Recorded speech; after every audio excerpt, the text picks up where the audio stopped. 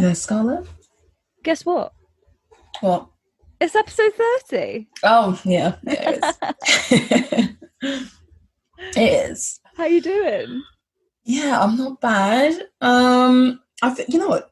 Earlier today, I was thinking to myself, I'm really in need of like doing my nails and like a full at-home spa thing. Mm-hmm. I'm not the best at like keeping super manicured and all that. Well, I do my nails regularly, but everything else is like an as and when I need to job. And I was thinking maybe I should be one of those people who designates a day to all of that. Like a little pamper, catch up, and yeah, like grooming. Yeah. You know. Yeah. I don't know. I'll keep you posted. Yeah.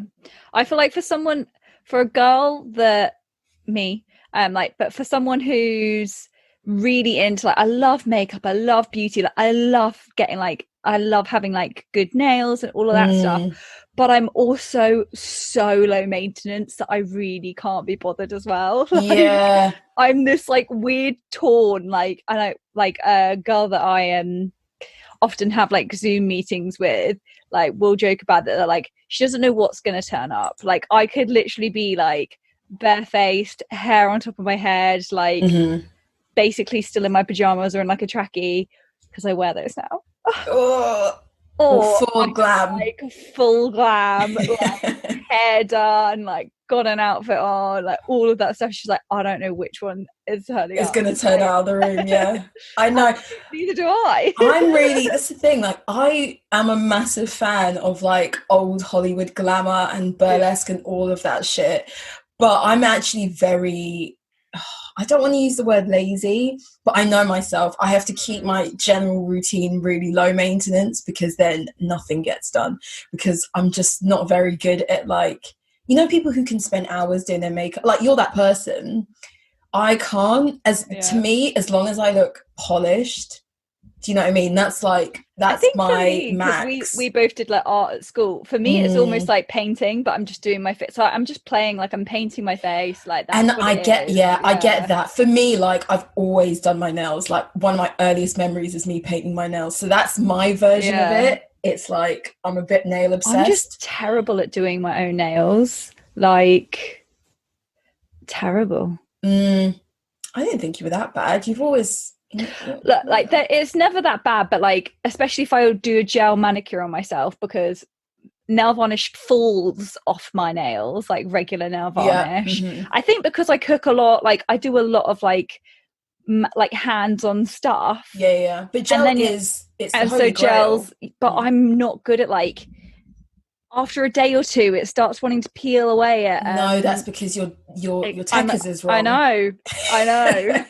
But this is the problem. So I have that problem. So yeah, this is probably the girliest chat we've ever had. Yeah, I think so. It is. But yeah, I've actually spent the whole day talking about doing stuff with my hands. I've been painting and doing stuff like that. I've been grafting. So I've got a beer because I feel like... Because you're a real man. No, not even. But like, I just was like, wine is not the right thing to do after like a hard day's graft. I was like, I want a nice beer. A cold beer is so satisfying. Exactly. So yeah, we basically had a hole in our bathroom wall, and when I say a hole, obviously not a hole, but paint peeled away. Okay. When my flatmate was trying to we were painting our flat just to make it look cleaner and blah blah blah, and she peeled away paint and it just kept going, and we just had this hole in our wall of in our bathroom of exposed. I can't say the word. Exposed plaster. And it's been there for like 8 months, and I was like, and I'm like currently like alone in the flat. So I'm like, you know what? Yeah, it's meant to rain all day. I'm gonna seize this opportunity. I'm a competent woman. Yeah, I'm gonna fill this hole, and I am gonna paint it, and it's gonna get sorted. And I've done it. You've done it. And I'm really proud of myself. Congrats. I don't even know what all the fuss is about. I could be a decorator these days. I'm the sort of, like, you know me, I'm the sort of person who really likes a hands-on project. Like I like to loved build it. things and make things. Found a and YouTube video on how to do it. Felt really confident with like my methods. The fact that you said that, you know, I follow a plumber, someone's dad's out there, and he's on TikTok. So he's like, you know how Mrs. Hinch of TikTok for plumbing. I think he's trying to be, but you know, on TikTok how everyone's like CEO of blah blah. Yeah, I'm pretty sure he has CEO plumber on his bio. I don't know. I wouldn't be surprised, but yeah, everyone's it's that lockdown life, isn't it? Yeah, and you know what? Like, I think, like, don't get me wrong, let's not lock us down for the rest of our lives. But these are the kind of projects where, like, I probably wouldn't have done this because there would have been something better to do, or all of that. But like, I'm really self-accomplished right now. Like, I feel really good. Like, I've done a good job, if I can say so myself. Yeah, you can. Like, so no, it has like massive serotonin. Yeah. For me, like, I don't work out, but if I make something and I step back and I'm like, I built that mirror or something. yeah. I get what you mean. So I'm flying high. Right. Good stuff. So as usual, guys, it is a sort of end of a 10. I don't even know what that is. Yeah, it's our 30th episode. So as per usual, we like to mark every 10 episodes with a slightly different format.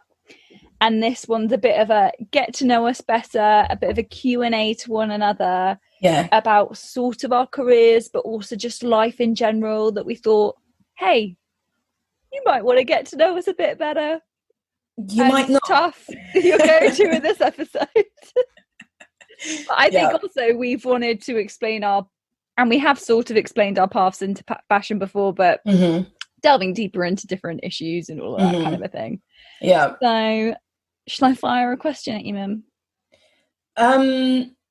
Before you do that, do we want to talk about our joint fashion story? Yeah, we do. Yeah, so before we get into our kind of questions about us, I'll get to know us tag. We have a joint fashion story this week. For sure. Because this is just so style over substance podcast talk. Chanel has come out with their very own podcast. Do you direct think rivals we have to inspired us. Of course, like they were like those girls. You know, they mention us all the time, and our revenue is going up. So why don't we do it ourselves? Of course, they thought that. So they've come out with their very own podcast. Now, I don't know how long-standing this will be, because I know that Gucci came out with a podcast 2019, I think it was, and I did listen to a few of their episodes, and it's very cultural and like, I don't know, like highbrow for me. But it could be like a short-running series of conversations and episodes and stuff for Chanel, but who knows. Chanel's podcast is called Chanel Connects, and I thought this is very this is a different approach for Chanel, I think, because very often, you know, they are the luxury brand that everyone knows, everyone covets, but they don't actually disclose they don't give much away about, yeah, exactly. We never know their sales revenues. We just don't really know about the inner workings of Chanel because they don't give that sort of information away. And for them to do something which is inherently intimate, like a podcast, I thought was really different. And let's also bear in mind that Chanel doesn't even sell most of their stuff on their own website. Yeah. So why they've jumped into the internet sphere, the digital sphere, is beyond Maybe me. A big launch of that might be coming. Who knows? I also I'm interested to hear how intimate and personal it feels. I think the difficult thing about such an established and esteemed brand doing a podcast is that you kind of have to be like perfect. You know, it's like celebrities and any influencers these days, like you can't really take many steps wrong. And I think like there won't probably be much opinion. It will be very sort of factual. I'm sure it'll be very scripted. Yeah. Because it just has to be. Yeah. They can't be like two plonkers like us. Honestly, like putting their 2 cents into the world. I think about the level of quality we're bringing to this podcast sometimes when I'm in the shower, you know, those deep thoughts, and I'm like, boy, it's not very good over here, is it?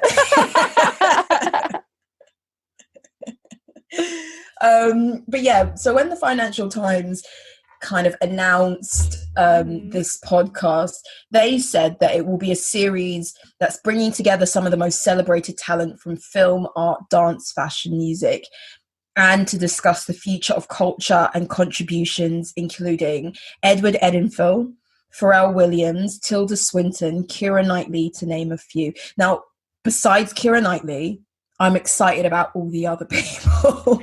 Yeah, I imagine they'll probably have a lot of their muses on, and that's obviously why she is on there. So like I imagine there'll be like a Kristen Stewart. For a while, Kaya Gerber was also like his muse for a bit, wasn't she? Like Pharrell Williams did a campaign with Carl at one point. Yeah. So yeah, I wonder how it will be. I'm sure it will be a hit, to be honest. It has to be. I mean, once they announce this and they come up with their first few episodes, I'm sure they're going to get so many listens to, and there's going to be so many critics, podcast critics, YouTube critics, and, you know, and more putting their 2 cents into how they feel about the podcast. Again, I don't know how long it's going to run for. I can't imagine it being a permanent feature. I imagine it will have seasons. Like, I think, like, you know, if they did like 10 episodes and then a break and stuff like that. But yeah, they haven't disclosed too much about it just yet. So we'll be sure to update you guys. Yeah. But a question to you that I have is, I know they've given it quite a vague, a vague idea of what they're going to be discussing. I mean, art and fashion is really like vague. What sort of approach do you think Chanel will take when it comes to having conversations with people who shape culture? Do you think they'll be disclosing maybe what they're doing in-house? Do you think they are going to take a political stance to things? Like, what do you think they're going to be bringing to the conversation as Chanel? I don't think they'll be very political. They never sort of have been.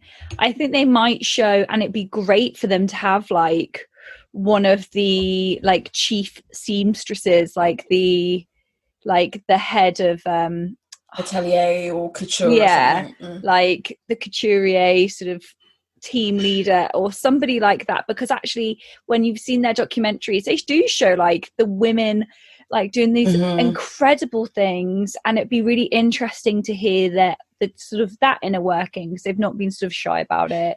Dior's shown a lot of inner workings, so like we can only assume it's the same sort of at Chanel as well. Like there's kind of a main way fashion houses run. But yeah, I wonder how much they will share, because like we mentioned, Chanel is kind of synonymous with private.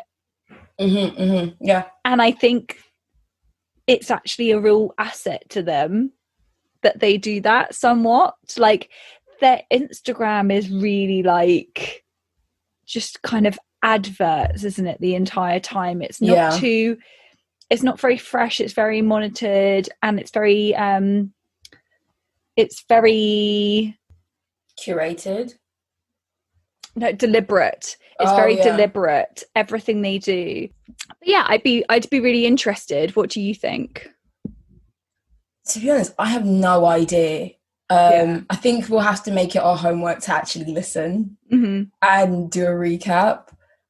But yeah, I don't want anything that is too highbrow. And what I mean by highbrow is I'm not saying that like they can't talk about cultural references and things that I don't know, because I think that's amazing. It's a chance for us to learn about different types of culture. But what I mean is I would like to listen to a podcast from a major fashion house, whether it's Gucci or Chanel, that has a sense of personality and has like laughter and fun and games and, I don't know, like a zest, je ne sais quoi, a zest for life, or I don't know, something more than just two people with posh French accents discuss Uh-huh. the opera. I don't, you know what I mean? Like, I'm looking forward to it, but if I'm honest, I don't have high expectations in terms of whether I will appreciate it and whether I will like it. Yeah. Also, before we go into the questions, have you been watching Bling Empire? No. Okay, I think you should go away and watch it. We can discuss later. Okay. Oh man, I have watched Bridgerton, so. Oh yeah, of course. Yeah. Like the rest of the world. Yeah.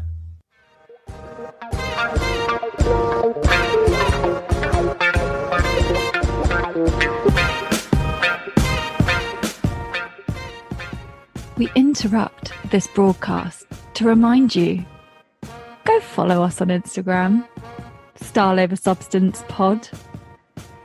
Shoot us an email, styleoversubstancepeak@gmail.com. Find us on YouTube, find us on Twitter. We've got all the links on our Instagram. You know what to do.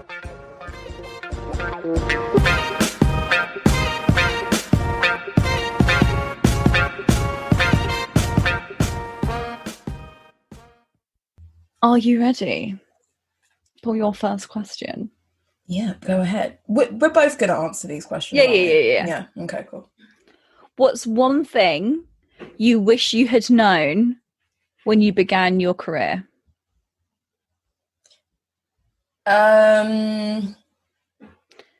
Okay, yeah. One thing would definitely be, and this is in no way, shape or form limited to fashion or anything, I wish that I knew how many ups and downs, left turns you're going to take. Nothing is promised. Nothing is linear. And no one else knows what they're doing. I wish someone just told me that. Like, the most important thing you can do for your career is at least know what you want. And every day you chip away at that and you move closer towards that. But other than that, there is no such thing as like failure as long as you're trying, and your career is just not going to be linear. You know, I think I remember, as you probably felt the same way, like you come out of uni and you think that you're going to get a good job and it's just going to be incremental from then, but it's not. It really isn't. And you often take steps back or take left turns, or opportunities arise that you could have never calculated in a million years or ever expected, and you just roll with it. Yeah. And that's just a career. I mean, very often we hear other people's careers, like famous people and stuff, and after the fact, once they are successful or famous or rich or whatever, there's a very clear narrative as to how they got there. And really, in real life, none of us know what we're doing. We just arrive at places. And sometimes we look back and we're like, I would have never expected this for my life. Yeah, that's one thing I would have wished someone had told me, and I would have actually appreciated earlier on. What about you? Mine's really similar, actually. Mine is that no one knows what they're doing. Like, kind of how you said, but like, I wish that people sort of, and I guess it's hard for teaching staff or people who kind of imply that you just go and you get a job and you just climb that ladder and whatever. But I kind of, and actually, like, I had a really thought I was on a really deliberate path, but actually I just wish that like more young adults would have said, I just kind of don't know what I'm doing. I still kind of don't even know what I want to be. Like, that we're all just like floundering, like we're all just like just trying to figure it out a step at a time. And like you said, I remember a piece of advice one of my dad's friends gave me was that, like, you just happen to be something.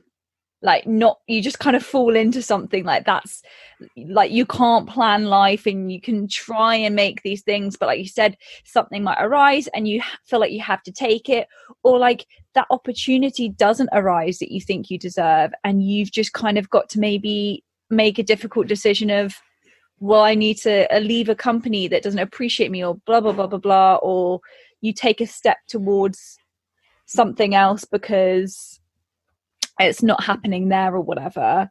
But I think that's kind of the truest thing of like, just life just kind of happens, and no one really knows what they're doing. Like, everyone's kind of unsure if the job they're in is what they want to do, like, and that's not everybody. Some people are really, really happy with their jobs, but I would say about 70% of people kind of are just making up as they go along, or just and I think especially in this day and age, when you're told you can be anything and you can do anything, it's not helpful either. It's not helpful. That's why I think as I've gotten older, I've learned that the best thing you can do is know what you want. At least, it's not to say that you won't get it, but it makes life a lot easier in terms of like your direction, and you're less likely to get confused and flustered and down on yourself. You're at least like, you see a vision of what you want. At least that for me helps. But what I was going to say is, especially in this day and age, your job does not have to be your passion. No. It can just be something you're good at, or something that you're good at enough for someone to pay you to do.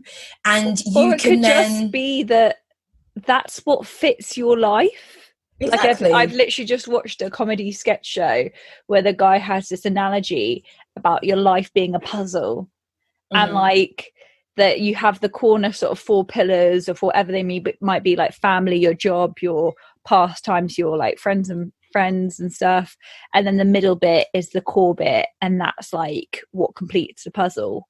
But that doesn't have to be your job. That doesn't have to really be like, that can be anything. That can be like your cross stitch hobby in the evenings. That could be like, don't I know it, you know, it can be whatever you want. Your job doesn't have to be what defines you.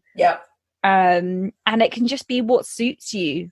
If what suits your puzzle, like if it means that you can be home by 5 and then bath your kids and like you know, all of that stuff. I think I just wanted to like get out the blocks running and just like, I'm just gonna go get life, I'm just gonna climb that ladder and I'm just gonna like do it, and I'm just like didn't really question like that path or what happens if that doesn't go to plan.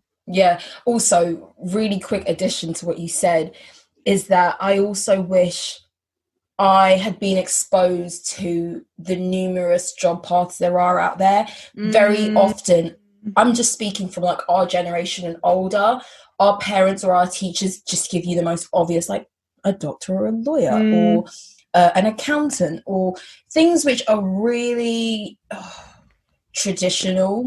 There's nothing wrong with traditional paths, but also there are so many like jobs out there in fashion and outside of fashion that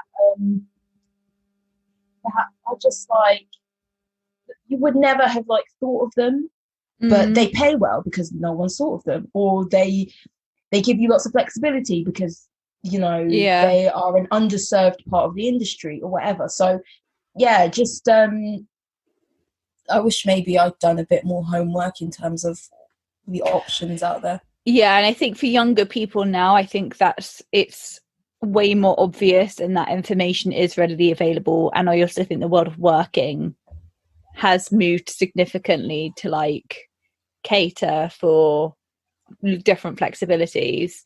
One final sort of comment from me as well is I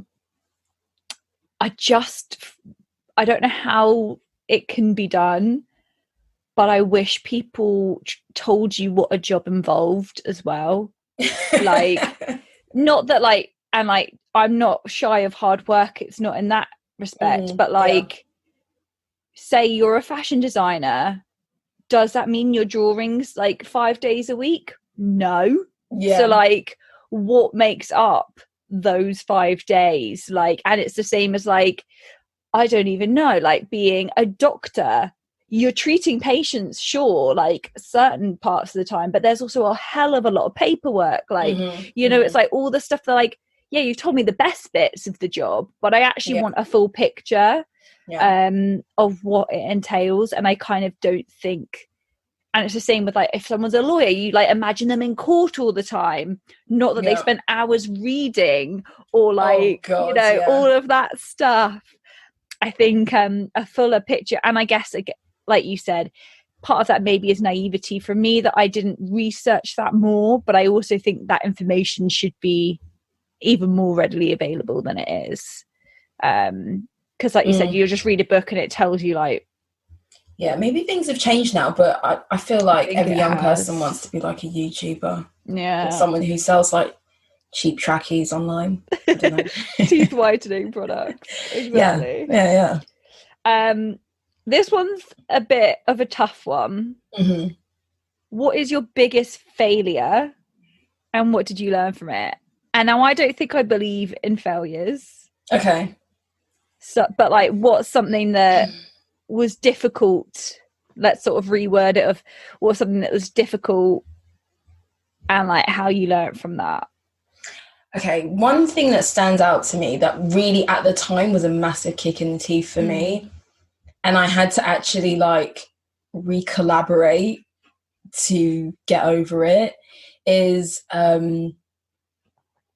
I started a master's years ago, and it was very much in keeping with the degree that I did, and I struggled with it. Honestly, I moved to a different city, which was fine because I loved it there, but it was, I struggled with the course. I really did. And I ended up dropping out, and I knew that I wasn't going to go back to it. And at the time, I wished that I don't know how to word it, but I was enough, or I was capable enough to have finished the course and stuff like that. And you also think to yourself, like, like, I was lucky enough that my parents were able to support me through the months that I was there doing this course. Like, I was extremely lucky.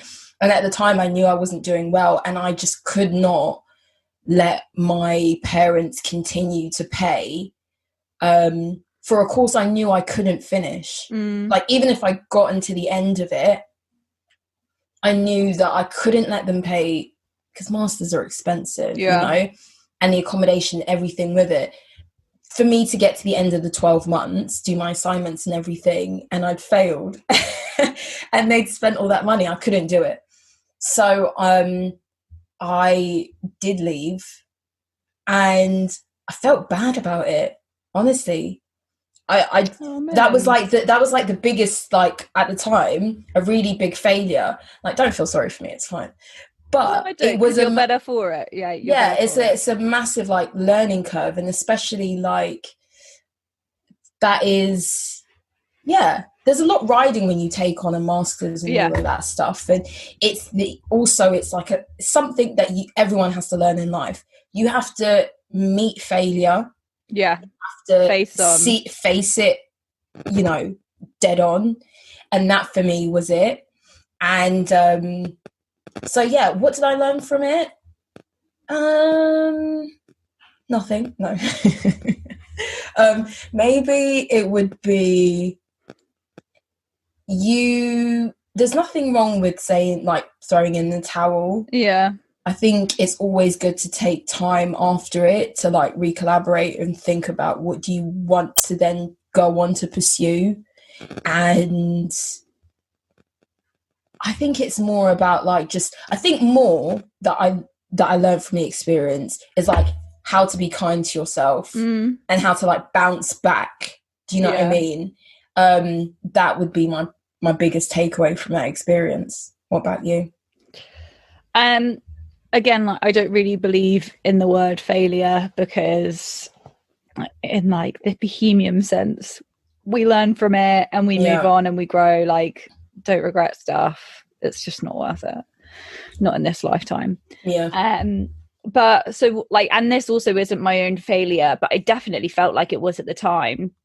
So I got made redundant from one of my jobs, and I was there for a really long time, and I just felt like I just completely felt like I'd been fired, because I think there's a cultural thing where I didn't even know how like regularly redundancies happen in this world. Like, but the word sort of, if someone loses their job, you feel like they've been fired, and it's something to be almost embarrassed about, that you were the person chosen or whatever. Yeah, it's personal. And I felt it was really personal. It was handled terribly, so that's also a different thing of it.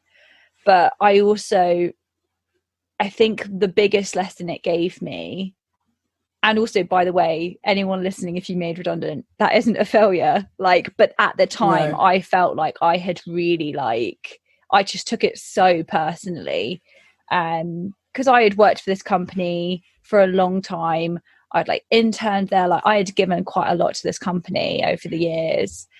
And like, especially when you give, like, if you think about it, when you give someone free work, like, and you then like, and you know, like, and then you stay there and you want to build your career there and all of that kind of thing. And like, I don't know. And you were invested in that company. I was super invested in that company. Like, I could have left so many times, but just like was really believed in it and the people and everything. So I felt so jaded by it. But I remember, and I think I've mentioned this before on here, but I always refer to him as like one of the most bitter, sort of pessimistic people I've ever met. But I think this piece of advice is brilliant, that no company will show you the loyalty that you show them back. So like don't get too invested, because when it all is said and done, they will make those hard decisions to make you redundant, or like cancel your contract, or whatever the things are. Like, they will do those things. And that kind of, I learned that sort of the hard way, that I was so emotionally invested, and I don't think I'll ever do that again. And I also think it was a youth thing. It was like one of my first jobs. Yeah, it's all of that as well, but I don't think I'll ever have that. Like, and like, I am somebody, if I'm in a job, like, I'm there, but I now like keep myself a bit more like, when it's all said and done, like, I don't get a cut of this, so why am I like putting my hat a bit too far in or something? Yeah, very often redundancies are just a business decision. Like, if you've been there and you've passed probation, they obviously think that you're good enough to do the job. They're paying you, you've been there, you've been doing the job, they haven't complained about you. So it's not really that you have done something to trigger it's normally this. a financial decision. And actually, I think he told me that he'd been made redundant like 10 times, and he was like a guy in his like 50s. And maybe it wasn't that high, but I just remember him saying a number of times where I was just like, God, like, I thought.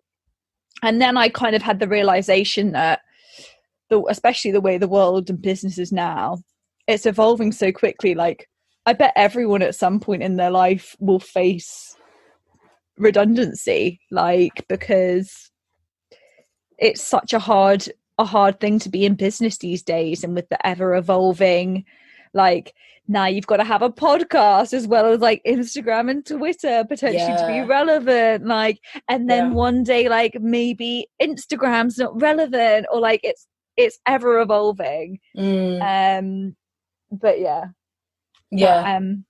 that was, I think the biggest thing that you can take away from failure is knowing, once you've been through it, is knowing that I will always bounce back from it. Like, it sucks when it happens, and it's draining and it's emotional and all of those things.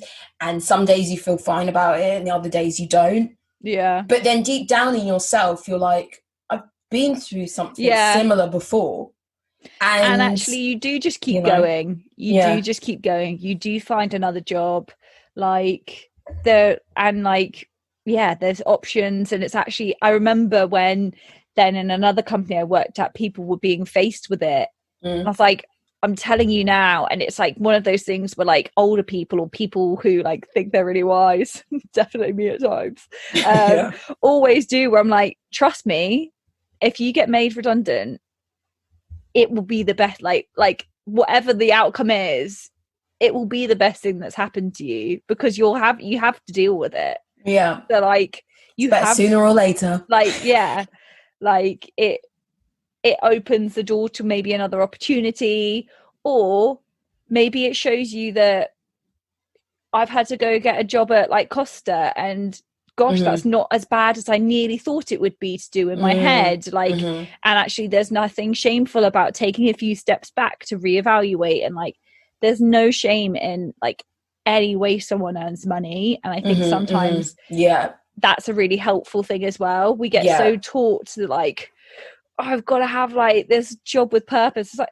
no, I bet you there are people pulling pints, cleaning toilets, whatever might be considered like lesser jobs. And I don't mean, and I don't actually think any job is lesser. That we're so much happier you chasing some dream, like every day grinding your nuts for like no appreciation. 100%. I'm a big believer in, as long as you as an adult can pay your bills and pay for your food, and you can pay for what you want to do, the and life not have you to ask want. and not have to ask for permission and ask for what you want, then fuck it. Like, that's all you need, really. Like, of course, don't get me wrong, I like fancy things, I want to travel and all of that stuff, but really, as an adult, if you can support yourself, that there is no shame in the job that you're doing. In the means, in the means of getting there. Yeah, absolutely. Okay. What advice would you give to somebody wanting to pursue a career similar to yours?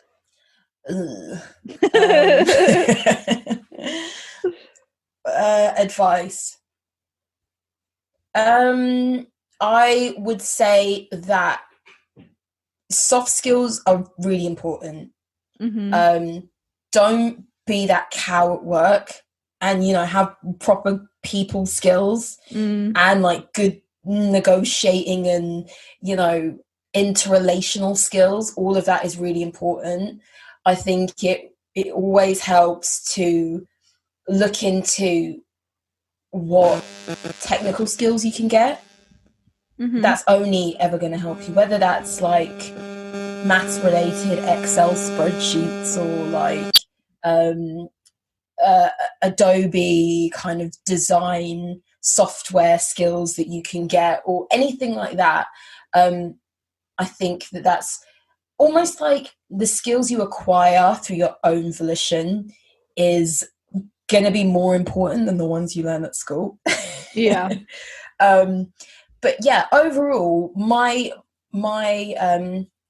advice is think about what skills you're genuinely good at, and skills that you and sort of jobs that appeal to you, and evaluate why they appeal to you. Like, for example, like let's say 20 years ago, being an editor at a magazine was like a really coveted job, because they had so many perks, and they could expense all this stuff, and they could be invited to fancy events and parties and stuff. And it was not really because of the actual work that they do. It was like all the other perks around it.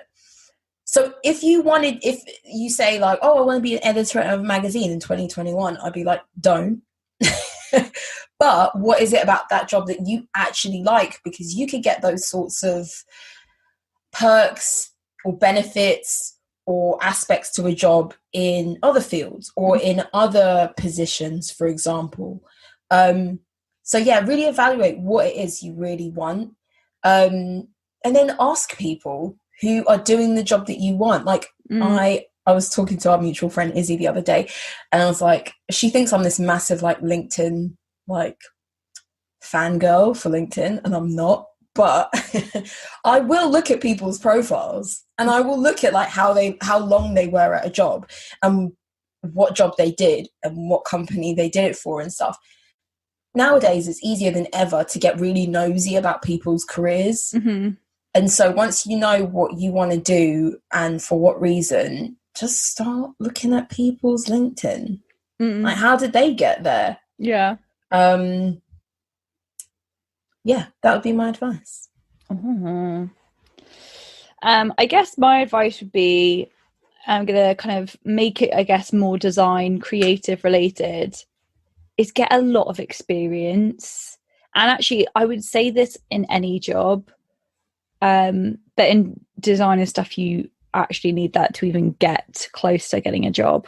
But I would, like, as boring as it sounds, and 16-year-old me is like, work experience, like, nah. Like, I just want to have fun.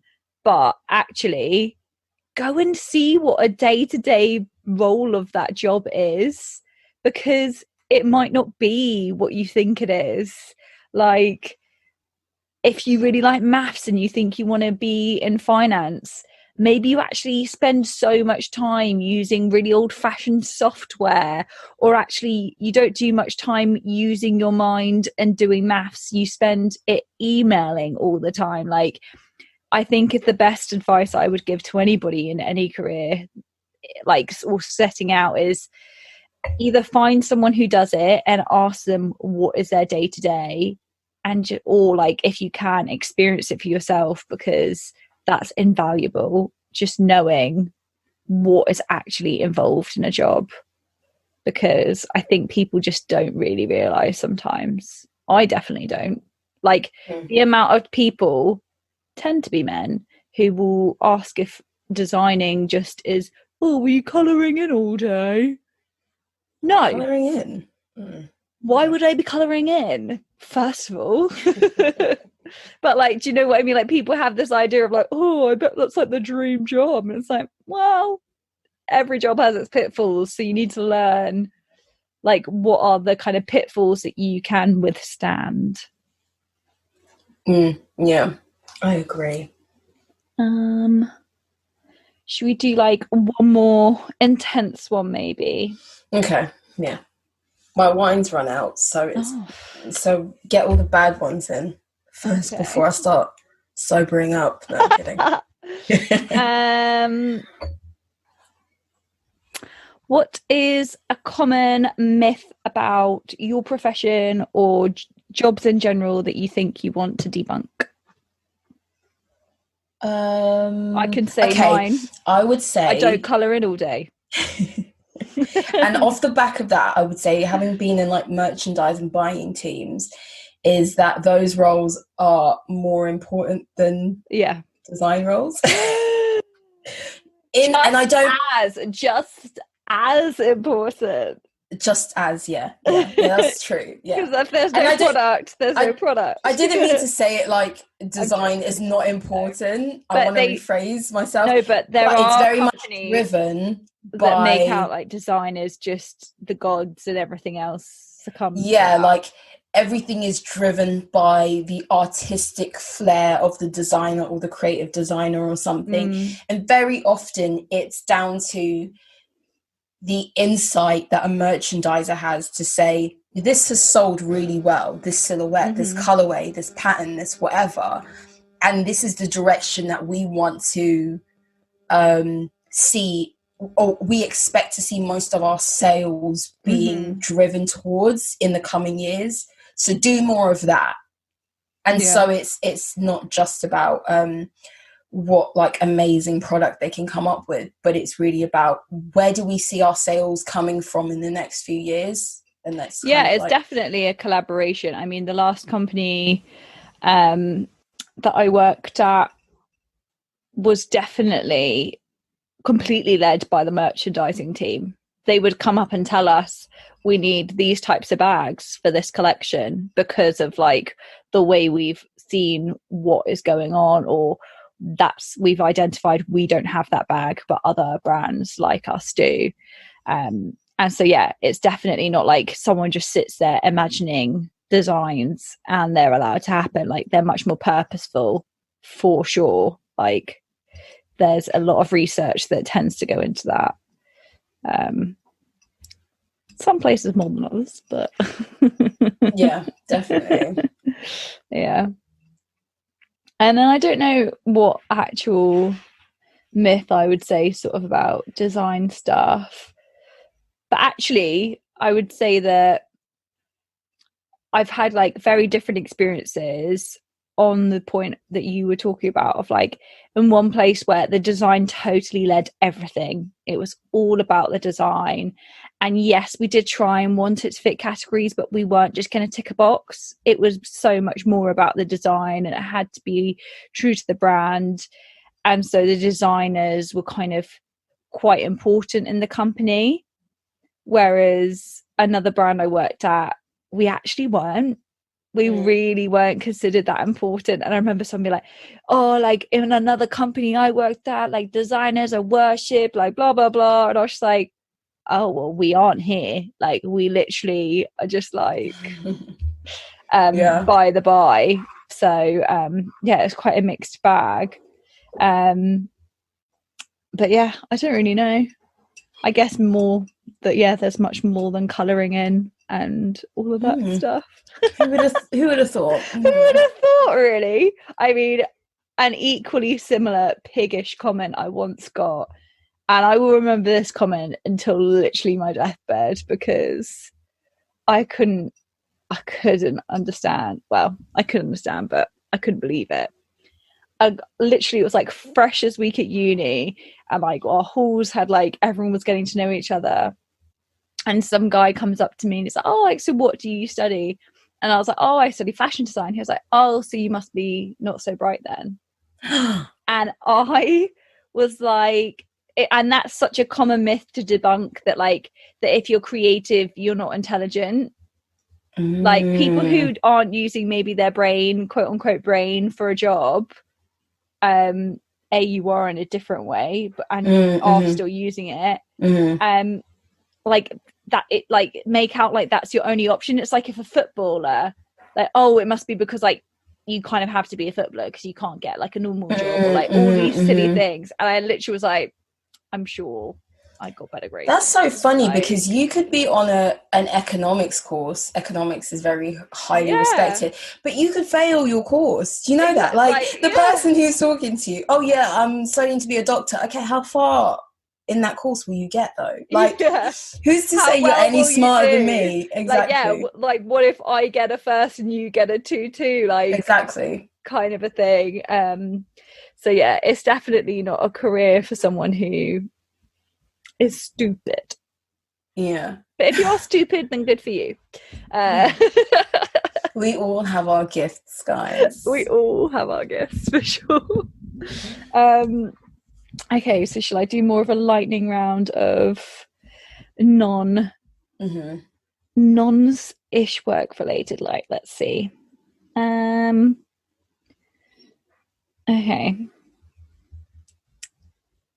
I thought this was a nice one. So I'm going to do maybe ones more about like our friendship.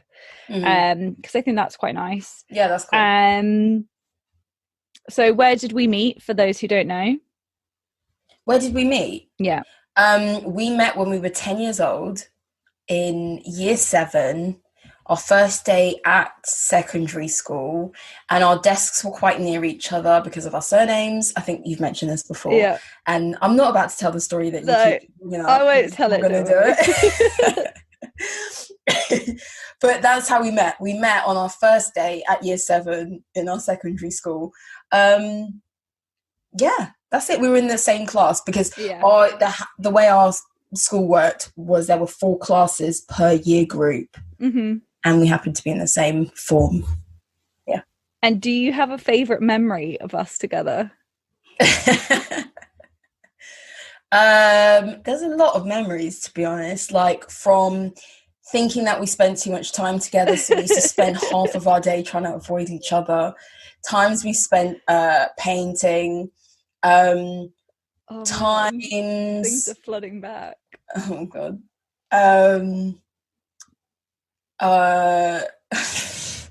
Just one flooded into my mind. There used to be a girl who came from Israel. Remember her? Okay. So there was this girl who was like a family friend of another friend of ours who was in our class. And I don't know why, but she was there for a couple months in our class. And she was just, I don't know why we spent so much time with her. Oh my God.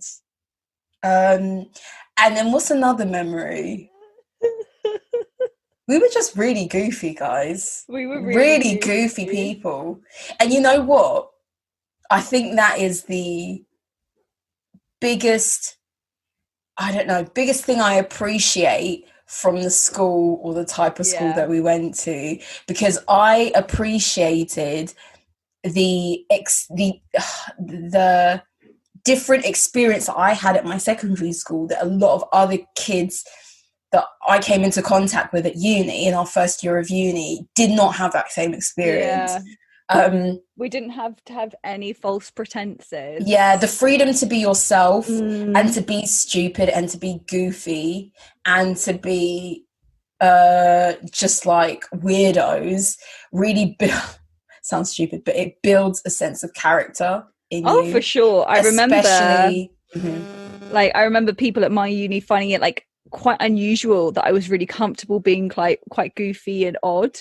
Yeah. And they were just like, oh, like how come? I was like, oh, you guys don't just show like yeah, full disclosure, guys, Scarlett and I, we went to all girls schools. Yeah. So I just have to put that out there because otherwise this doesn't make sense. Yeah. Like you were just surrounded by girls who used to be like pulling up their tights in the corridor in front of like 100 other girls, like, oh yeah, my tights are slipping, or there's something in my butt crack, and you just used to like sort it out there and then. Exactly. Yeah. I think my favorite memory, or one of us together, is whenever like we would just find the weirdest ways to entertain ourselves. And we have one thing that I feel like is well, we have many things that we probably should never speak of. Never. Which was so bizarre. But we used to like perform the song Stand By Me. We used to get up in like in lunch break, isn't it? In front of the whiteboard. We used to perform to our class, but like just if we weren't feeling PE, we would just start like singing. And I remember this just one day we sang like Stand By Me. Like I don't even remember this. And we were just like, instead of playing tennis or whatever we were meant to be doing that day, we were just decided we were going to stand at the side of the courts and just sing. And like we were just weird performers together. I'm surprised we're not like musical theatre I'm severely lacking the talent of singing for that, but we were performing monkeys for sure. Oh god! And you know, we used to get crowds. Oh my god! Seriously, I don't remember this bit. I don't know why. No, but like not then. When we used to do our classroom performances. Oh yeah, the classroom. We used to get crowds. Yeah. And you know what? It's funny because none of our teachers ever used to give us shit about it. Like we would just skate, but I think it's because we would actually like do our work and stuff. Well, because we weren't being like I think that's the thing. We weren't naughty. We weren't naughty. We were just a bit bizarre. We were just show ponies. That's all. Yeah. Exactly. Yeah, we have a lot of memories. I mean, we've been on holiday with each other a few times. We spent extensive time with each other's families. Don't know if that's a good or a bad thing on my part. Yeah. Awesome. Okay, then what would you do if you won the lottery, Mim? You know what? I recently saw. This is my favourite game to play. I recently saw. Was it a YouTube video or something? And it was about probably knowing you. Yeah, I know it's really bad. And it was about people who's recently won the lottery, and for some people how it's been like a curse, and for other people it's been really good and like whatever. So that's really interesting. What would I do? Okay, I would like save a lot, invest a lot, probably like buy my siblings a house. I have lots of siblings, but I'd only do it for 2 of them. Who you are. Yeah. What else would I do? I would just like have like a banging all-inclusive holiday every year. I'd definitely be I'd like to think I'd be one of those people who puts a lot of my money in like investments so that I'm like living off the interest every year. What else would I do? I would definitely obviously buy a house and like just completely decorate it in crazy ways. I would get I'd probably buy a Porsche 911. Yeah. It could be secondhand. It depends how much I win. How much we talking? I'm talking like let's go just massive, like Euro millions. Okay. Yeah. So I'm buying a Porsche 911. And then I might, if I really, really, really, really wanted to be reckless, I would buy a Mercedes G-Wagon because they are like petrol guzzlers. Yeah. Yeah, just like really, it would be a holiday thing, lots of holidays, trying to live off the interest of my money. What else would I do? I think I would like to, if I were to do something like philanthropic, it would be to provide like feminine hygiene products and contraceptives, I mean, to women who are like in developing countries. Like period shame is like, it really impedes a lot of young girls from going to school.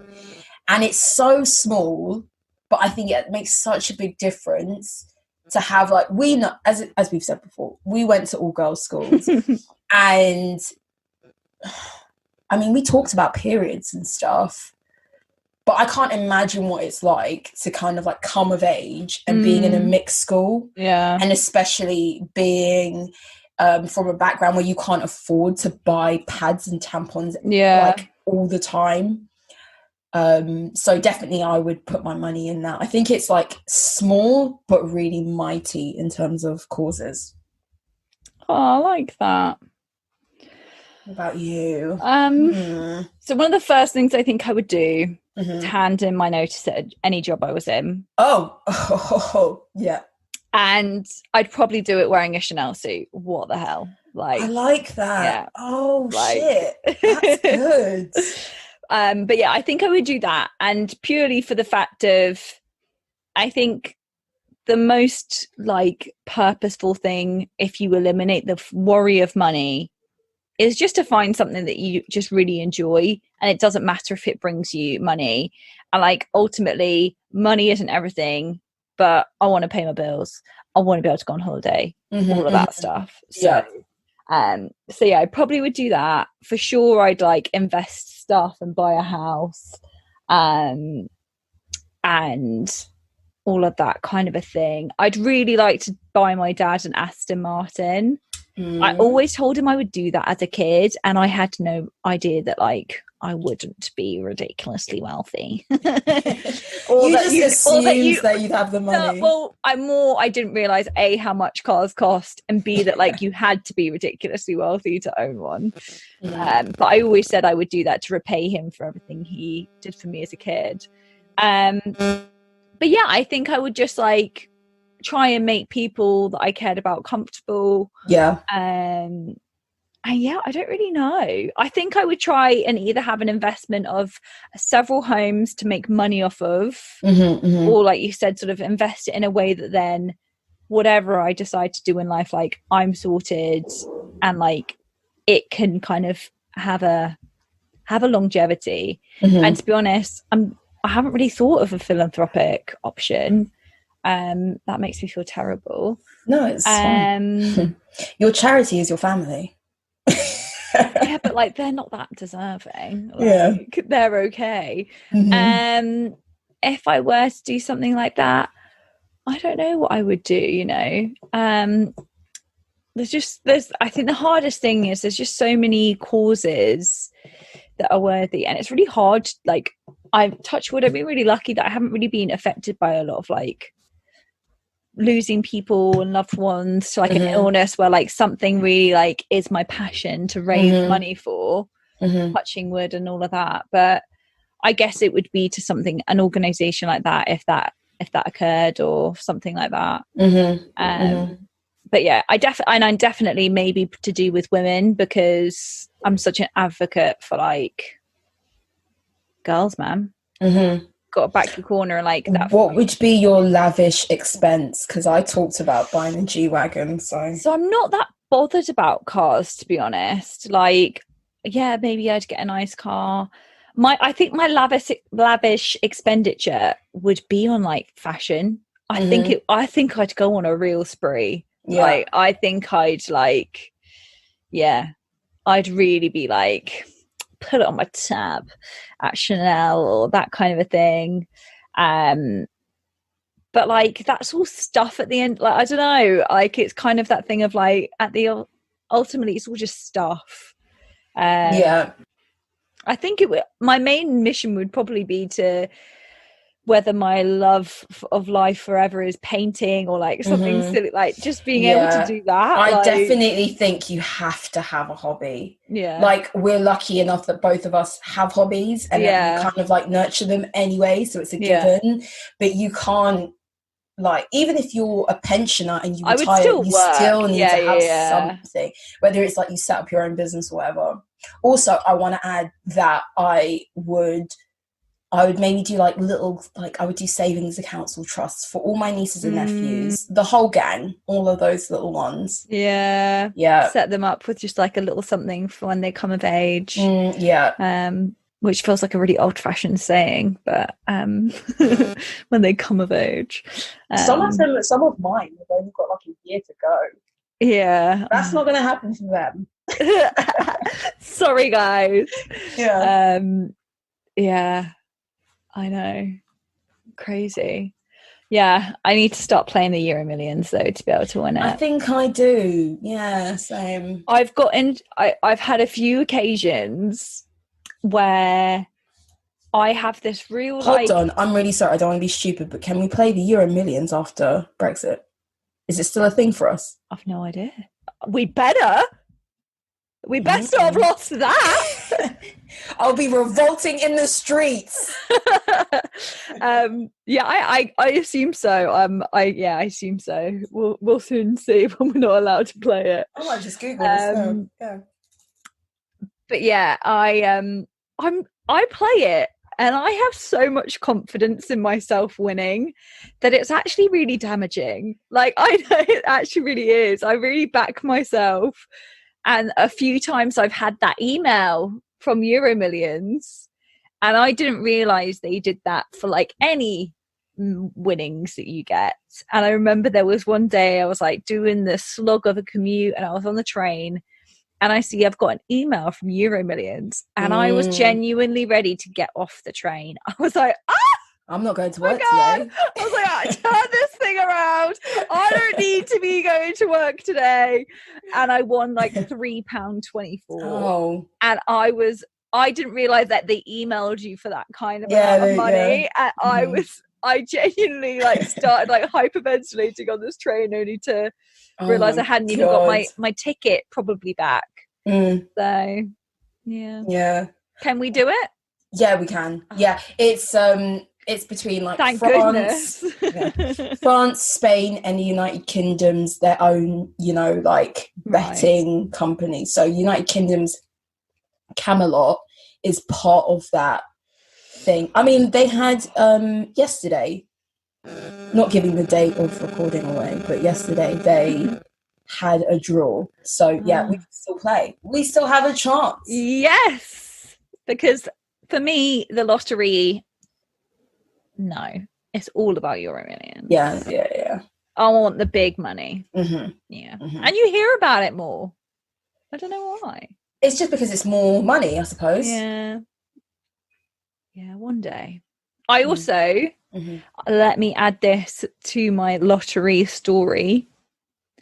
I wouldn't reveal my name.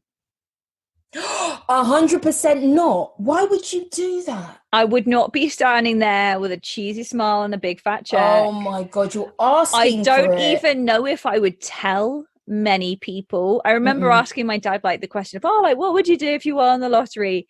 And I think he was kind of like, well, I wouldn't want to because like I don't want to lose my peers. I'm happy with my friends. I don't want to be the guy where they're like, oh, I don't want to go out for dinner with him because it's going to be an expensive dinner, or like, I wouldn't want it to change attitudes or anything like that. And I'm not going to suddenly like be paying for everybody either. So like, I think I'd keep it to a like, I would definitely move to like, I would definitely move to the countryside or something.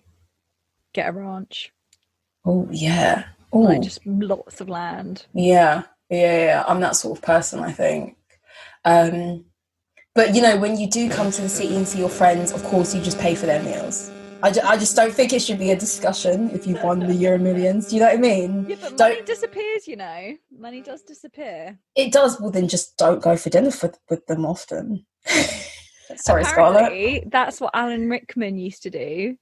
So it was the anniversary of his like 5 years of when he passed away. And apparently whenever he would go out for dinner, he'd like pre-arrange it with like the restaurant or whatever that like the tab was taken care of, because like, and every time any of his friends would protest, he was just like, two words, Harry Potter. Like I've got like more money than I know what to do with for being in that franchise. Like, it's not even a problem. And I was like, that's quite cool. That's quite cool to be able to, and also to like not even be like, trust me, I'm loaded. He's like, I lucked out, I'm in a Harry Potter. Like, it's yeah.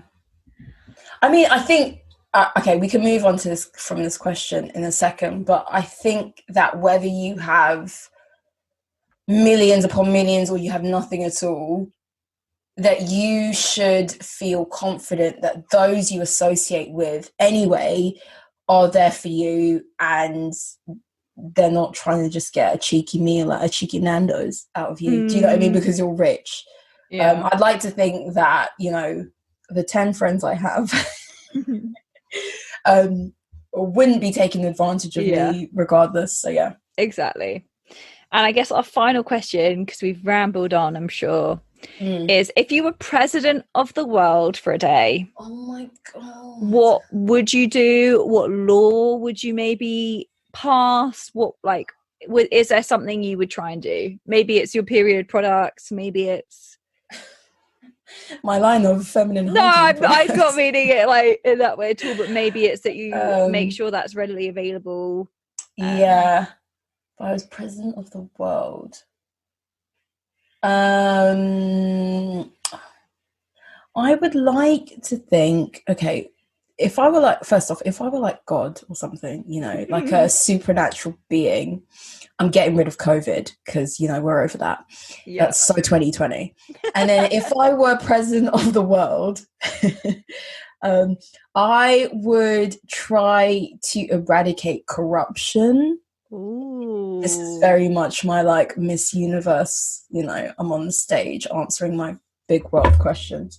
I would try and eliminate corruption because I think that that is the stem of like inequity in the world.